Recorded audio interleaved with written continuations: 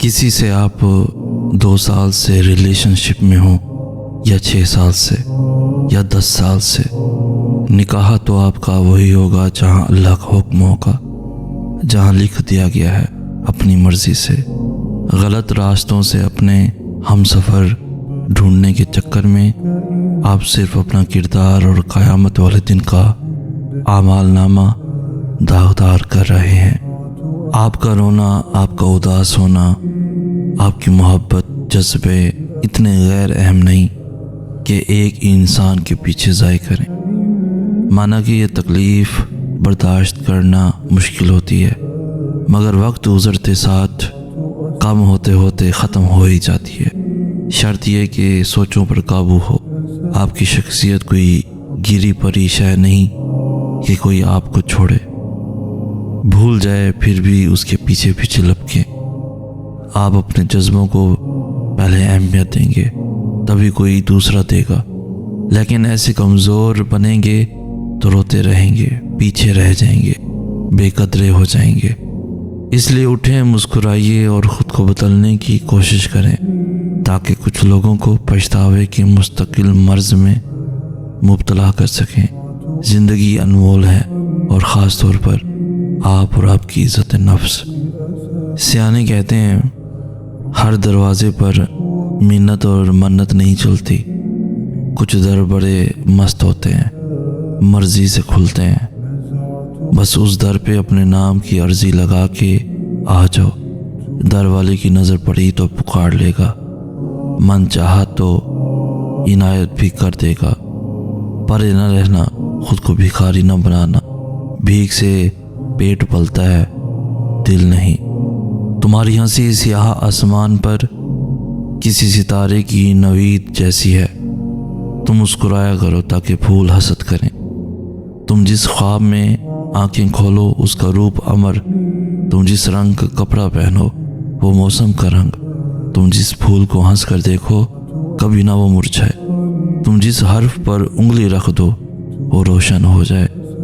ضروری نہیں کہ ٹائم پاس کچھ دن کا ہو، کچھ لوگ 1 سال 2 سال اور 3 سے 4 سال بھی ٹائم پاس کرتے رہتے ہیں، اور اتنی مہارت سے کرتے ہیں کہ ان کے ساتھ بیتا آپ کا ہر لمحہ آپ کو سچ لگتا ہے، کیونکہ آپ کو ان پر یقین ہوتا ہے۔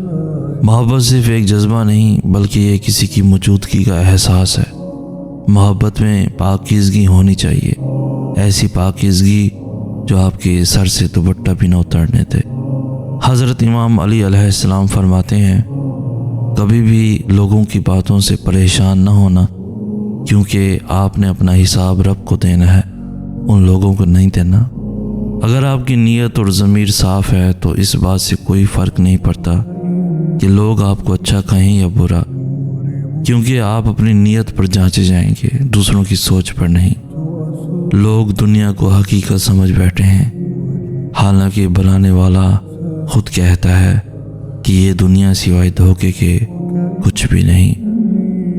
سب سے خوبصورت رشتہ اور تعلق رب العالمین کے ساتھ ہوتا ہے، جس پر بھروسہ کبھی ہارنے نہیں دیتا، جس پر توکل کبھی غم میں مبتلا نہیں ہونے دیتا، جس سے امید کبھی مایوس نہیں ہونے دیتی، جس پر یقین کبھی خالی ہاتھ نہیں لوٹاتا، جس پر ایمان کبھی بہکنے نہیں دیتا، جس کی طرف توجہ کبھی بھٹکنے نہیں دیتی، جس کا رب اس کا سب کچھ۔ بہت اچھے ہو کر بھی آپ ہر کسی کے لیے اچھے نہیں ہو سکتے، کہیں برے بنا دیے جاتے ہیں، کہیں برے ثابت کر دیے جاتے ہیں۔ صاف دل کی 5 نشانیاں ہوتی ہیں۔ بہت جلد جذباتی ہوتا ہے، دوسرا اس کا غصہ تھوڑی دیر کے لیے ہوگا، تیسرا وہ ہر رشتہ دل سے بنائے گا، چوتھا وہ بہت حساس ہوگا، پانچواں وہ چھوٹی چھوٹی باتوں پر بھی ناراض ہوگا۔ ٹوٹی ہوئی، بگڑی ہوئی، نقص والی چیزوں کی قدر گر جاتی ہے۔ رائٹ تو یہ جاپانی طریقہ ہے کہ ٹوٹی ہوئی چیزوں کو قیمتی دھات جیسے سونے سے جوڑ دیا جاتا ہے تاکہ ان کی قدر بڑھ جائے، انہیں پھینک نہ دیا جائے، انہیں ناکارہ نہ سمجھا جائے۔ رکیں ذرا، سوچیں ذرا، ہمارے دل، ہمارے یقین اور ہماری امیدیں بھی تو ٹوٹی ہوئی ہیں، پھر انہیں کس قیمتی دھات سے جوڑا جائے۔ اگر اللہ کچھ محرومیوں کا ہماری ذات کا حصہ بناتا ہے تو بہت سی رحمتوں سے بھی ہمیں نوازتا ہے۔ اگر وہ کوئی داستان ادھوری چھوڑتا ہے تو بہت سے قصوں کو ان کے پرسکون اختتام تک بھی لاتا ہے۔ زندگی اسی کا نام ہے، کچھ مل گیا اور کسی کو کھو دیا۔ جو صبر نہیں کرتے وہ ہمیں بے چینی میں مبتلا دکھتے ہیں، اور جو صبر کر لیتے ہیں اللہ انہیں اپنی چاہت میں سکون دے دیتا ہے۔ تو پھر کیوں ظلم کر رہے ہو خود پر؟ اس کی چاہت کو اول رکھو گے تو تمہارا ہر اختتام پرسکون بنا دے گا۔ تم واقف نہیں، شاید تمہارا رب سب کچھ کر سکتا ہے۔ خطاؤں کے پہلو اگر ان گنت ہیں تو تمہارے رب کی رحمت کے پہلو بھی بے شمار ہیں۔ وہ آدھے ادھورے لفظوں سے سمجھ جاتا ہے داستان، اس کو فرق نہیں پڑتا کہ آنسو لاتے ہو یا لفظوں کا اہتمام کرتے ہو۔ کیا تم یقین کرتی ہو اللہ پر؟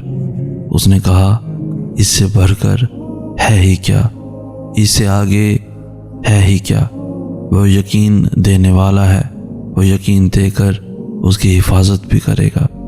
جس کو اللہ پر یقین مل جائے اس سے بڑھ کر پرسکون اور کوئی چیز نہیں۔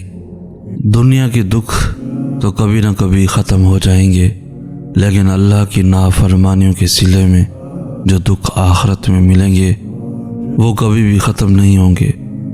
سوچ سمجھ کر اللہ کی نافرمانیوں والے کاموں کی طرف جائیں۔ فرشتے لکھ رہے ہیں اور اللہ دیکھ رہا ہے۔ سب کو اداس کر کے رمضان جا رہا ہے، سب پہ لٹا کے اپنا فیضان جا رہا ہے۔ آیا تھا گھر اپنے قسمت ہماری بن کے، بھیجا تھا جو اللہ نے وہ مہمان جا رہا ہے۔